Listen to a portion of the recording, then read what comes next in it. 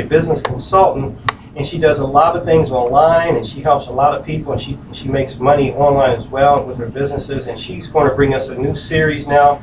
It's called It's Your Business. So it's Your Business with Renee. Thank you, Steve.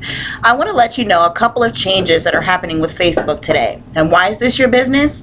As of September 22nd this year, just 5 days ago, Facebook changed everyone's email address without their permission. If you go to your profile, instead of the personal email you used to sign up, you will now notice your email is an @facebook.com email. So my email, for instance, is LatashaRHolbert@facebook.com instead of diskceo@gmail.com that I put in my profile. I don't know about you folks, but that seems like a little bit of a violation. Facebook made this an option or an offer to everyone back in September in 2010, and nobody bit into it, so they took it upon themselves to change it for us. Now, this email is not an internal email address either, folks, and what I mean by that is it's not used for notifications and password resets. Luckily, it is easy to get your old email address back, and here is how. You want to click About on your profile and scroll down to your email address. Click Edit to change it. Click on the circle next to your Facebook email address and change its settings to Hidden from Timeline. Click on the circle next to your old email address and change its settings to Shown on Timeline. Click Save, and that's it. Fairly quick and easy fix, but I'm really perturbed that we didn't even get notified if this changed or asked.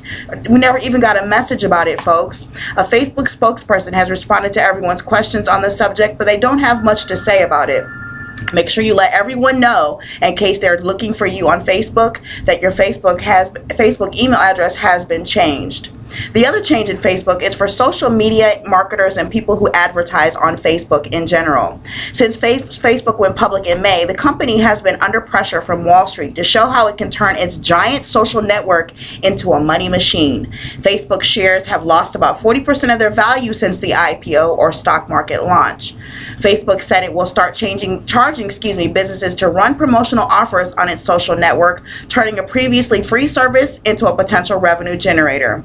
Certainly, since the company is now public, they do have that right, but the question here, folks, is are they charging the right price? Basically, the price is going to be $5 or based on the merchant's website's page. So make sure you do your homework and see if you're getting the best deal for your business needs. And that is your business. Back to you, Steve. Well, thank you for that wonderful It's Your Business, and we look forward to continued series in startup on It's Your Business. Thank you very much. Dr. Boger, now tell me, the mastermind, you tell us the history and why is it important today? Well, you know, through time immemorial, masterminds have been created to change our country. Franklin Delano Roosevelt, when we were coming out of our challenged times, recognized the fact that he didn't have all the knowledge necessary, so he surrounded himself with people who had areas of expertise so that he could collectively come together and make a difference in the world. And right now, as you look at our presidents, President Obama, and the presidents of the past and presidents of the future, they've all surrounded themselves with a quote-unquote cabinet/mastermind. The reason for that is that nobody knows everything about everything. So you have to surround yourself with that kind of knowledge. And then in the book Think and Grow Rich, Napoleon Hill, who, according to Andrew Carnegie, interviewed the 100 wealthiest people in the world, has different chapters in that book, Think and Grow Rich. There are 13 chapters: desire, faith, autosuggestion. Certainly one of them is mastermind. It's well known through the ages that mastermind is key. And I have a story to share with you, Steve. The story is that my Aunt Margaret was married to Mac of Mac Trucks, and they lived in Allentown, Pennsylvania.